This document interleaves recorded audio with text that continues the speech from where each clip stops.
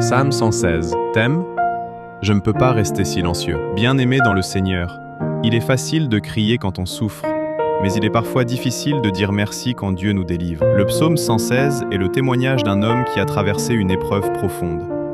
Il était entouré par la détresse, par la peur, par l'ombre de la mort. Il ne voyait plus d'issue. Pourtant, dans sa douleur, il a invoqué l'Éternel. Il commence en disant qu'il aime le Seigneur parce qu'il a entendu sa voix.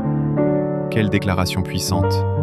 Il n'aime pas Dieu seulement pour les bénédictions matérielles, mais parce que Dieu l'a écouté. Quand personne ne comprenait sa souffrance, Dieu l'a comprise. Quand il a pleuré en silence, Dieu a entendu chaque soupe. Peut-être que toi aussi tu as traversé des moments où tu pensais que tout était fini. Des nuits sans sommeil, des batailles intérieures, des combats que personne ne voyait. Le psalmiste dit que les liens de la mort l'avaient environné et que l'angoisse l'avait saisi. Mais il a fait une chose essentielle. Il a invoqué le nom du Seigneur et Dieu a répondu. Dieu est compatissant, juste et plein de grâce. Il ne détourne pas son regard quand ses enfants crient vers lui.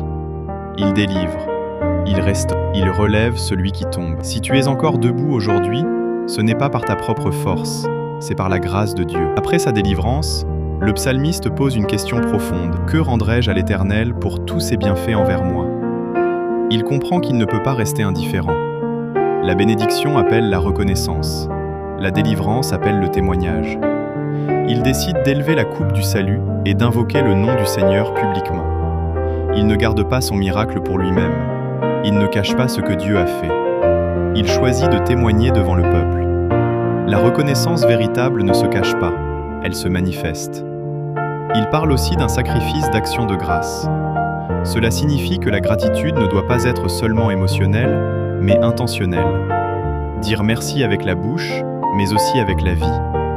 Honorer Dieu par notre fidélité, notre obéissance, notre engagement.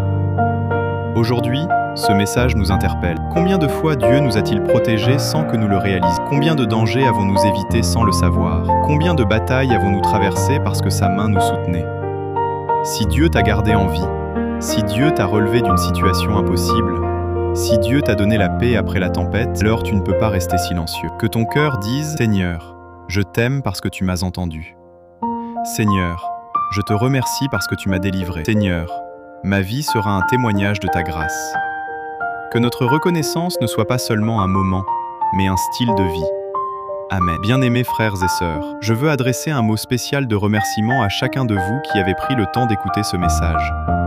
Votre attention n'est pas un hasard, votre présence n'est pas accidentelle. Si vous avez entendu cette parole aujourd'hui, c'est que Dieu voulait déposer quelque chose dans votre cœur. Merci pour votre écoute, pour votre soif de grandir spirituellement. Dans un monde rempli de bruit et de distractions, vous avez choisi d'écouter une parole qui élève l'âme et fortifie l'esprit. Que le Seigneur vous bénisse abondamment. Que la paix de Dieu garde vos cœurs. Que la grâce qui vous a permis d'entendre ce message vous accompagne tout au long de cette semaine. Si cette parole vous a touché, que votre vie devienne à son tour un témoignage vivant. Merci encore et que Dieu vous comble de sa faveur.